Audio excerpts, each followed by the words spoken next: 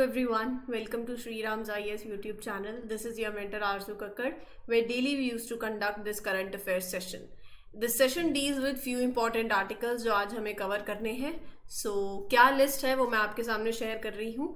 उससे पहले एक बहुत ही इंपॉर्टेंट इन्फॉर्मेशन जो आप सब जानते ही हो. सेशन अच्छा लगता है तो don't forget to mark your attendance by liking this session. Comment section आपके पास है, जो भी आपका फीडबैक हो आप वहाँ दे सकते हो. You can share the sessions also with other friends and don't forget to subscribe to the channel, ताकि जो भी इंपॉर्टेंट नोटिफिकेशंस हैं वो आप तक पहुँचती रहें. ठीक है, आज के सेशन में ये एक लिस्ट है कंप्लीट जो हमें कवर करनी है. So let's have a look. पहला तो वाइल्ड लाइफ सेंचुरी है. देब्रीगढ़ वाइल्ड लाइफ सेंचुरी कहाँ पर है वो जानेंगे. न्यूज़ में है, flora fauna everything in detail. जैसे हम सेंचुरी को कवर करते हैं वैसे देखेंगे. एक मैप बेस्ड क्वेश्चन है, सो उसी पर्सपेक्टिव से देखना एंड मेक श्योर कि आप भी मैप आज खुद से देख लें. कहाँ पर है ये? उड़ीसा के अंदर है. सो उड़ीसा में बाकी जितने भी प्रोटेक्टेड एरियाज हैं वो ज़रूर कवर कर लेना आज. ठीक है. दूसरी बात रही ग्लोबल लाइवेबिलिटी इंडेक्स की. तो ये इंडेक्स कौन रिलीज़ करता है, क्या रैंकिंग्स दी हैं, क्या पैरामीटर्स पे रिलीज़ होता है वो देखेंगे. केदारनाथ टेम्पल न्यूज़ के अंदर है तो हमारे लिए थोड़ा इंपॉर्टेंट इसकी लोकेशन के बारे में जानना है. सो वो मैंने होमवर्क दिया था. फिजिकल इंडियन ज्योग्राफी ज़रूर कवर करो. हिमालयन रेंजेस साथ साथ कवर करते जाओगे. जो एडवाइस दे रही हूँ तो फिर फ़ायदा होगा. अगर वो सोचोगे कि क्या मैंने बोला टेम्पल आर्किटेक्चर करो, आधों ने नहीं किया, फिर वो कोई फ़ायदा ही नहीं है. राइट. तो इम्पॉर्टेंट है कि साथ साथ चीज़ों को कवर करते रहो, एडवाइस को फॉलो करो. अदरवाइज तो you guys are smart enough. White rumped vulture news में है, स्पीशीज है. जीएस पेपर 3 से आप इसको लिंक कर सकते हो. प्रीलिम्स के लिए काफ़ी इंपॉर्टेंट है. वल्चर की पॉपुलेशन बहुत डिक्लाइन हुई है. अब क्यों, क्या रीज़न है, देखो बहुत इंपॉर्टेंट है अगर हम इकोसिस्टम में बैलेंस की बात करते हैं तो. सो इन डिटेल इस स्पीशीज़ के बारे में जानेंगे. इसका डिस्ट्रीब्यूशन, फीचर्स. आजकल यूपीएससी फीचर से सवाल पूछती है, so will talk about them. National Florence Nightingale awards क्या है, कौन देता है, किसको मिलते हैं और इन्हें फ्लोरेंस नाइटिंगेल अवार्ड्स क्यों बोला जाता है. So will talk about it. And एक आर्टिकल है, काफ़ी अच्छा बड़ा आर्टिकल है, enhancing millet production and procurement. तो यहाँ पर इसकी बात करेंगे. और मिलेट्स तो अभी बहुत ही ज़्यादा न्यूज़ में चल रहे हैं तो इसके रिगार्डिंग एक आर्टिकल आया था. सो इसको इन डेप्थ कवर करेंगे. तो आई थिंक अब आपको पता चली गया है कि क्या हमें सेशन के अंदर कैसे प्रोसीड करना है and what we will be covering today. So there you go with the first article. सिर्फ सुनना, बाकी सब हो जाएगा. ये लाइंस जो लिखी हुई हैं ये आप खुद से भी पढ़ सकते हो. एक बार चीज़ें समझ आ जाएंगी तो फिर सब कुछ क्लियर हो जाएगा. ठीक है. मिलेट्स, जिनको आप न्यूट्री सीरियल क्रॉप्स भी बोलते हो, सबको पता है they are very important for addressing the nutritional deficiency. Ensuring कि एक हेल्दी डाइट हो, आप अच्छा खाना खाओ, तो उसमें मिलेट्स बहुत ज़्यादा आपके हेल्दी डाइट में इंपॉर्टेंट रोल प्ले करते हैं. हाउएवर, मतलब ये आर्टिकल में मेंशन भी था कि अभी इशू भी क्या है. देखो, the amount of land being that is used to grow millets, it is getting smaller over time. This is a problem क्योंकि it is making harder for the people to get the nutrition they need.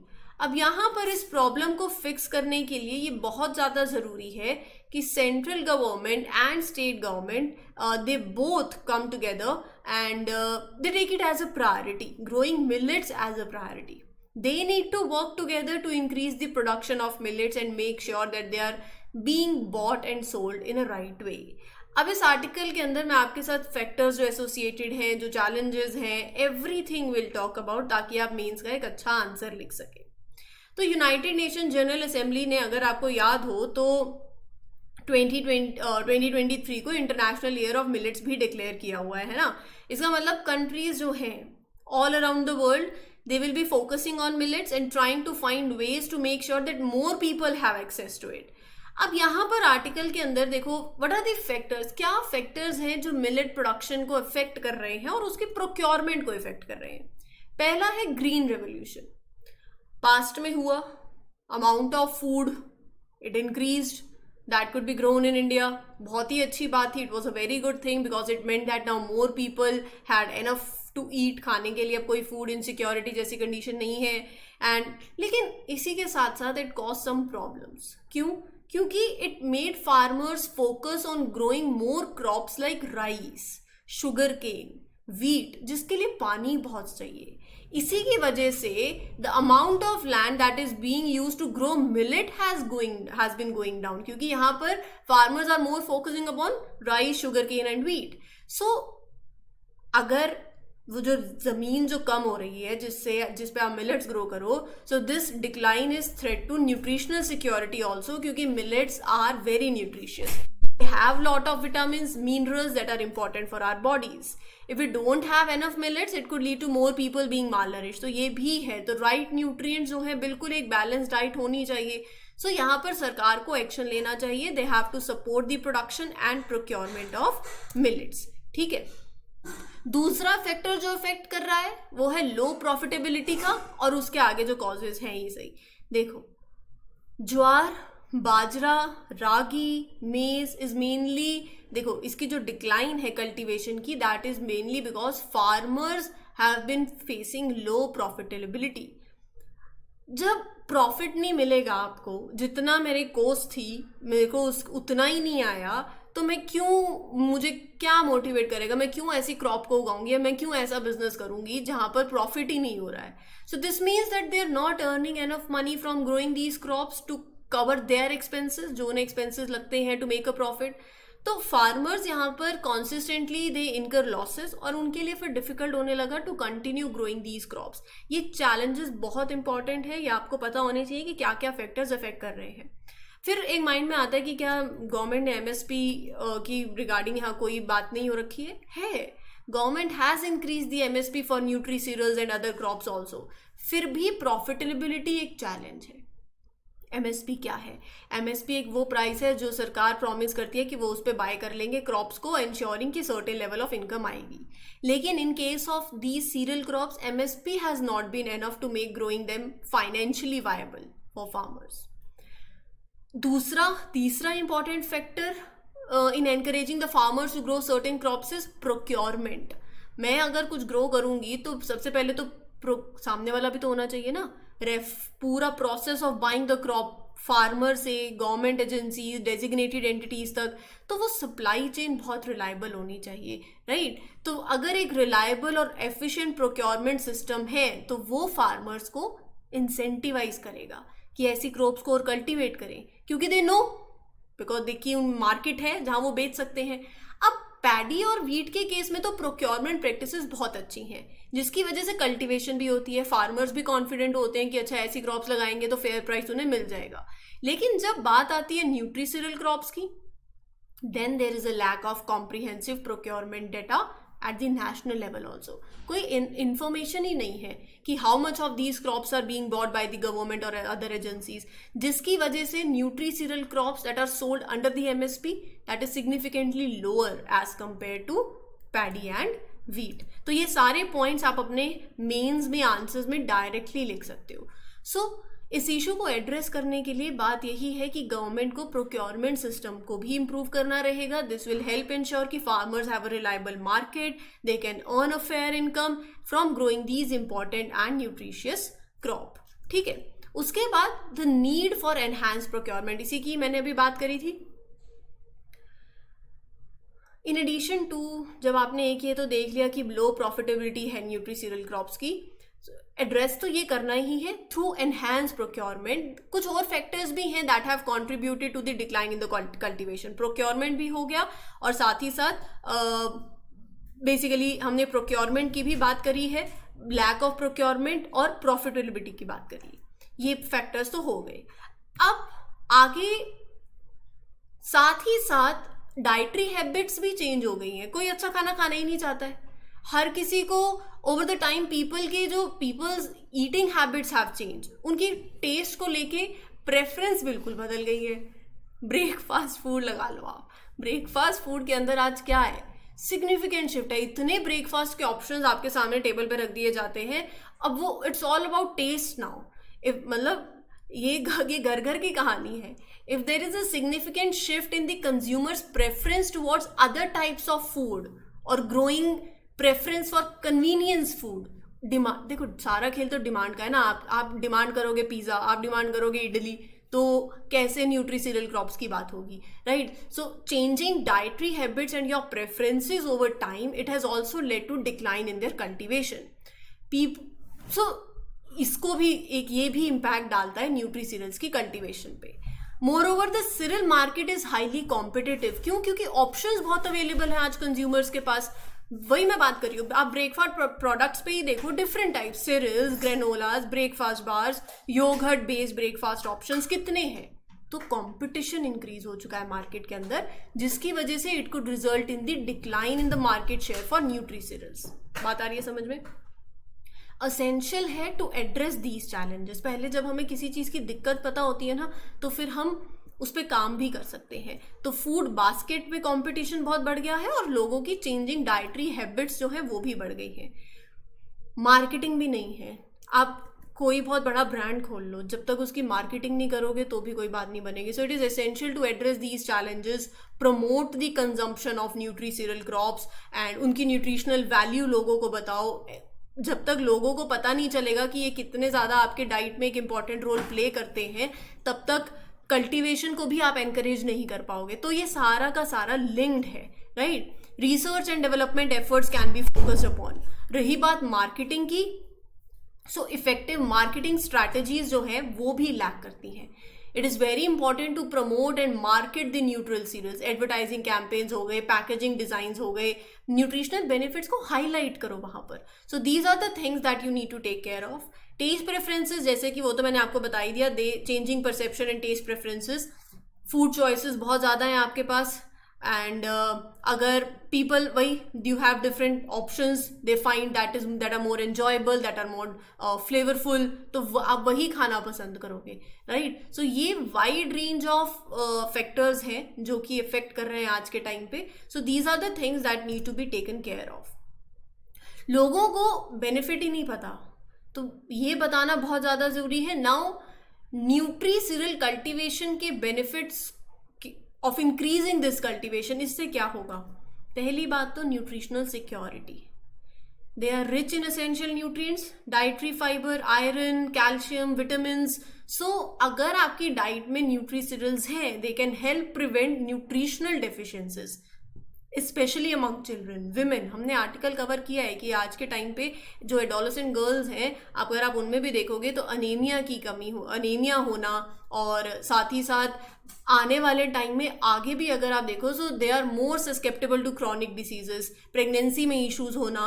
तो ये सारी चीज़ें एक article के through हमने cover करी थी, proper with data fact survey के साथ। तो आपको अपने डाइट में अभी से ही you have to make sure कि आपकी डाइट अच्छी हो, न्यूट्रिशनल डेफिशिएंसी नहीं हो। दूसरा एडवांटेज न्यूट्री सीरियल की कल्टीवेशन का है, they are resilient to climate change, drought tolerant है, they can grow in marginal lands with low inputs. तो ज़्यादा कुछ नहीं चाहिए उनको, वो सस्टेनेबल चॉइस है for farmers, and this reduces the risk of crop failure also, जो कि एक बहुत बड़ा रिस्क रहता है चेंजिंग क्लाइमेटिक कंडीशंस के अंदर। सो they can improve soil health, they can promote biodiversity, they can reduce greenhouse gas emissions and water pollution. So that is the other one. Sustainable agriculture, यही मैंने आपको बताया, they can reduce greenhouse gases, right? Economic empowerment, small and marginal farmers, specially जो womens हैं, जो tribal communities हैं, they are the often main producers of these crops. So by growing and selling these cereals, these farmers can generate income. वो अपनी livelihood opportunities को ज़्यादा improve कर सकते हैं, वैल्यू एडिशन होगा, जिससे रूरल एंटरप्रेन्योर्स को बहुत बेनिफिट मिलेगा और एम्प्लॉयमेंट अपॉर्चुनिटीज भी क्रिएट होगी। सो डायरेक्ट पॉइंट्स मैंने आपके लिए यहाँ मेंशन किए हैं, जो आप डायरेक्टली अपने आंसर्स के अंदर यूज कर सकते हो। गवर्नमेंट के क्या इनिशिएटिव्स हैं इस डायरेक्शन में? इंटरनेशनल ईयर ऑफ मिलेट्स, ये तो मैंने आपको बता ही दिया। Millets mission, farmer friendly schemes, provision of seed kits and inputs, ये बहुत अच्छे इनिशिएटिव्स हैं मिलेट कल्टीवेशन के लिए। स्टेट गवर्नमेंट्स और सेंट्रल गवर्नमेंट जैसे कर्नाटका, उड़ीसा और अलग अलग state governments, they are implementing it, promoting the cultivation. Farmer friendly schemes हैं जिसके अंदर मिलेट प्रोडक्शन को एनकरेज किया जा रहा है, जैसे राष्ट्रीय कृषि विकास योजना में फाइनेंशियल असिस्टेंस मिल रहा है, रिसोर्सेज हैं to promote millet cultivation. Government also support farmers by providing them seed kits, necessary inputs दे रहे हैं for millet cultivation. So overall these initiatives and these schemes aims to encourage farmers कि millets grow करें, increase करे उसकी production को, और एक sustainable market भी हो for millet based products. So by promoting millets as nutri-cereals, government aims to improve nutritional security, support the livelihoods of farmers. ठीक है. Even public distribution systems ये आप देख लो, inclusion in the PDS, increase in the MSP, ये सारे initiatives हैं millet की cultivation को प्रमोट करने के लिए ही. तो अब यहाँ से अगर आपके पास एक आंसर आता है बनाने के लिए, तो आप बहुत अच्छा आंसर लिख सकते हो. लिखोगे तो ही पता चलेगा. अगर मैंने कवर कर दिया और आप सोचते हो कि पॉइंट्स फॉर्म में कवर हो गया, चलो बस सुन लिया, बात खत्म. बात तब खत्म होगी जब आप खुद से एक आंसर लिखोगे. सो मेक श्योर कि एक आंसर ज़रूर इस पर्टिकुलर टॉपिक से आज लिखना. अगर लिखोगे तो ही बात बनेगी, नहीं तो बात नहीं बनेगी. ठीक है, चलते हैं फिर अगले आर्टिकल के ऊपर, जो कि बात कर रहा है ग्लोबल लाइवेबिलिटी इंडेक्स की. Economist Intelligence Unit unveiled its highly anticipated Global Livability Index 2023. अब नाम से ही पता चल रहा है क्या है ये. रैंकिंग है जो मेजर करती है the challenges that are faced by individuals in their daily lives. 173 cities के अंदर around the world. So it helps us to understand which cities provide a high quality of life for their residents. It takes into account 5 parameters, 5 metrics है जिससे ranking of the cities determine होती है. Health care, culture, याद रखना है ये prelims में पूछा जा सकता है, एनवायरनमेंट, एजुकेशन और स्टेबिलिटी. सो यहाँ पर जैसे हेल्थ केयर, अब मतलब ये फैक्टर्स दे दिए जाएंगे कि वहाँ hospital, clinics, doctor, overall health system कैसा है. फिर कल्चर की बात करें तो वो कंसीडर करेंगे like cultural aspect, promotion of the art and culture, availability of museum, theaters, galleries, historical sites, ये देखते हैं. थर्ड में एनवायरनमेंट के अंदर ऑब्वियसली ग्रीन स्पेस, पार्क और क्लीनलीनेस, वाटर की क्वालिटी कैसी है, सस्टेनेबल प्रैक्टिसेस ओवरऑल, ये देखा जाता है. फिर education, colleges, universities, quality of education कैसी है. अभी रिसेंटली आर्टिकल आया था प्रोफेसर ऑफ प्रैक्टिस को लेके, एंटरप्रेन्योरियल यूनिवर्सिटीज़ को लेके, बहुत ही अच्छा आर्टिकल था. सो ओवरऑल लिटरेसी रेट देखा जाता है. स्टेबिलिटी देखी जाती है in terms of like crime rate, political stability, social unrest, peace और security, overall level of peace और security. So this is that is taken into account. ठीक है, अब उसके हिसाब से जो रैंकिंग्स आई हैं वो कुछ ऐसी हैं. Top cities to leave according to this index: Vienna in Austria, Copenhagen in Denmark, Melbourne and Sydney in Australia. They are among the top cities to leave. मतलब वहाँ पे standard of education, health care, culture, environment सब कुछ अच्छा है, high standards हैं. Bottom 3 cities हैं Algeria, Tripoli in Libya and Damascus in Syria. They are ranked at the bottom. मतलब वहाँ पर you can see military conflicts, unrest की वजह से ongoing civil unrest, quality of life impact होती है of the resident. Osaka, Japan, the city in Japan was ranked 10th in the overall index. So good quality of life है. So overall index का जो score है, it reached 15-year high in the latest ranking. So मतलब ये दिखा रहा है कि post pandemic what has recovered and quality of life improve हुई है.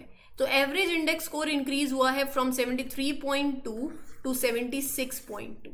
ठीक है, और रही बात स्टेबिलिटी की, तो इस इंडेक्स के हिसाब से स्टेबिलिटी में डिक्लाइन हुआ है. मतलब cities are facing political stability, वहाँ पर चैलेंजेस फेस कर रहे हैं, सोशल अनरेस्ट है, सिक्योरिटी को लेके थोड़े इश्यूज हैं. और अगर वेस्टर्न यूरोप रैंकिंग की बात करूँ तो जो वेस्टर्न यूरोप है, cities in western Europe, they slipped in this ranking as compare to cities in Asia and Middle East, क्योंकि there are increase instances of मतलब वर्कर स्ट्राइक्स हुए हैं that did not match the progress made by the cities, उसके चलते. ठीक है, तो ये था आपका ग्लोबल लाइवेबिलिटी इंडेक्स. यहाँ से सवाल बन सकता है, तो इसको अब ध्यान में रखना. अगला आर्टिकल बात कर रहा है नेशनल फ्लोरेंस नाइटिंगेल अवार्ड्स की. हमारी जो प्रेसिडेंट हैं Shrimati Draupadi Murmu ji presented these awards for the year 22 and 23 to the nursing professionals. अब नाम से ही पता चल गया है कि इन अवार्ड्स का पर्पस क्या है. नाम से एज इन जैसे अभी मैंने बताया to nursing professionals. So basically these awards mark as recognition दिया जाता है फॉर द मेरिटोरियस सर्विसेज जो नर्सेज ने, जो नर्सिंग प्रोफेशनल्स ने दिखाई हैं, जो they have rendered. So these individuals have made significant contribution to health care, they have shown exceptional dedication to their work, तो उनको रिकॉग्नाइज किया जाता है.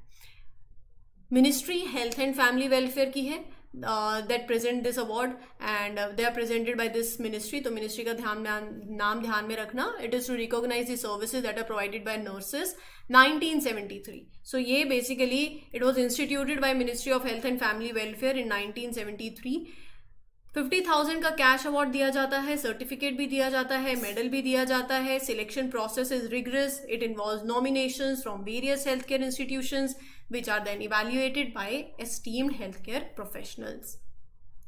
रही बात फ्लोरेंस नाइटिंगेल की, नाम यहाँ से पढ़ा. She was a British nurse, statistician and social reformer who was a foundational philosopher of modern nursing. So during the war time, Nightingale was put in charge of the nursing British and Allied soldiers. She spent many hours in the wards and her night rounds giving personal care to the one who were wounded there, and her images as lady with the lamp, right? तो national international nurses day भी observe किया जाता है 12th of May को. 12th of May is basically is the date when she was born 1820 में. तो इसीलिए 12th of May date है जब इंटरनेशनल नर्सेज डे ऑब्जर्व किया जाता है, वर्ल्ड वाइड सेलिब्रेट किया जाता है. ठीक है, चलिए आगे चलते हैं.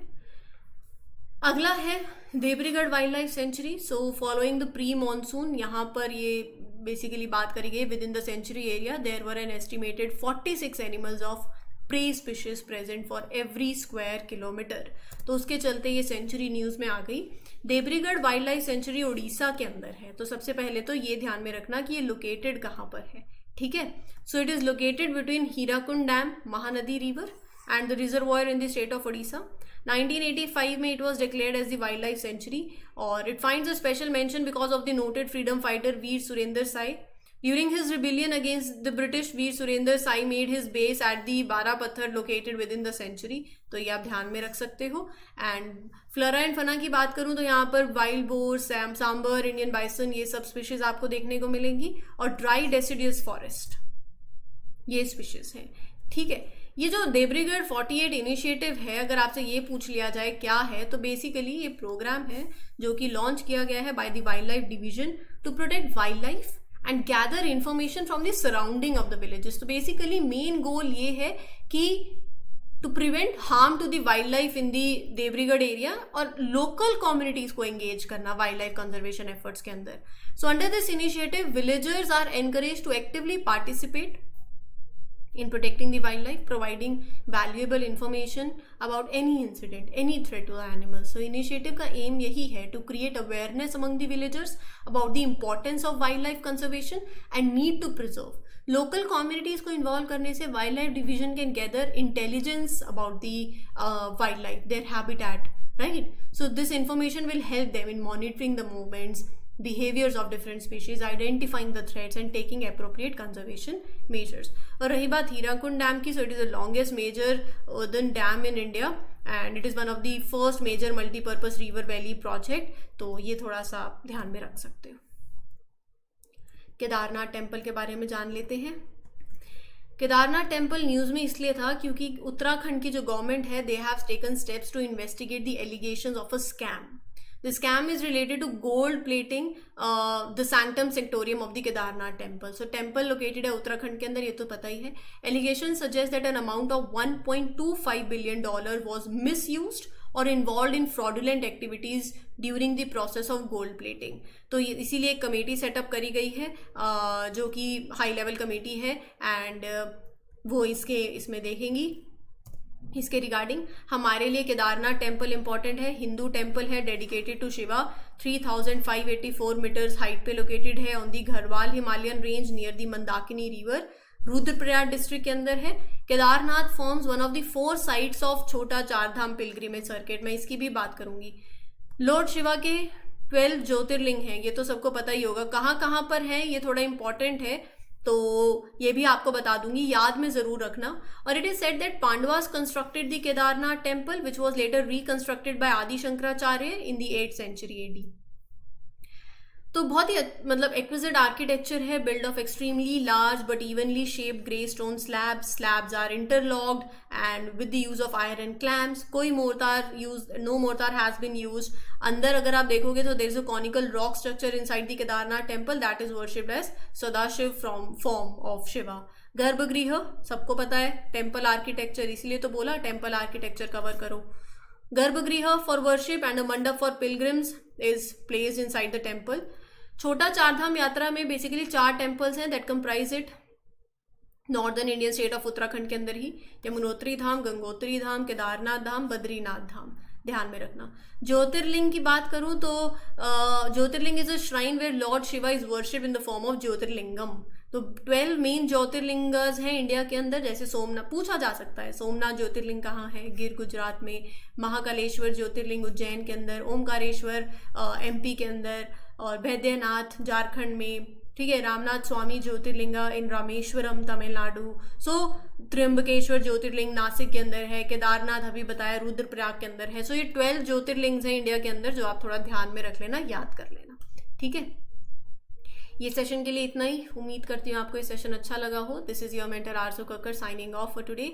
Do mark your attendance by liking this session. You can share it with other friends. Will meet you tomorrow. Till then take care everyone. Good luck, good wishes, happy learning, all the best. Thank you.